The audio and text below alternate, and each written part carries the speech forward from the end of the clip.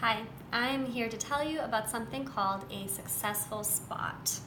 The idea for Successful Spot came from a book called The Daily Five by Gail Boucher and Joan Moser. It focuses on fostering independence in elementary school students. Since then, it's evolved to fit each group that I work with. And that's an important thing to point out because when you have a group of learners, they construct the idea of Successful Spot together. Basically, Successful Spot means that the child chooses where they work best, not where they want to work. And this process starts at the beginning of the school year when the teacher introduces different working areas in the classroom and guides students to try out those different areas. Over time, students will notice that they prefer certain spots, so they build self-awareness and they reflect on their own learning style. Well, why would teachers choose to use Successful Spot? Teachers are able to help students to choose a successful spot, and that means that they're teaching students a strategy to help themselves to take charge of their learning. Students become more independent by making choices for themselves. It also motivates them when they're given some agency over their own learning. And what do students get out of this? Well, students generally like the idea of getting to choose where they will work. They will surprise you with their creativity, sometimes choosing unexpected places. A side effect of fostering student independence is increased motivation. How does it promote inclusion? Using Successful Spot as a strategy is inclusive because it accommodates different types of learners. For example, some energetic students work better standing up, so providing them with a countertop that they can stand in front of and write on helps them concentrate and do better overall. Another example is students who benefit from a smaller space with less distractions. So reading nooks can create that sense of calm that they need in order to concentrate. Giving students a choice in where they work takes into account that different learners benefit from different learning spaces. It's a thoughtful use of space. Now, how can these different spaces be created and used? Well, first of all, creating different spaces does not have to be costly at all. By moving furniture around, you can create nooks or smaller spaces that students can use. You can also clear low bookshelves so that they serve as writing surfaces for students who work better standing up. And part of introducing the idea of Successful Spot is to brainstorm with your class about the different successful spots that already exist in the room so that they have some ideas of where to go when they're released to start a task. I think we can do even better. Okay, let's get started.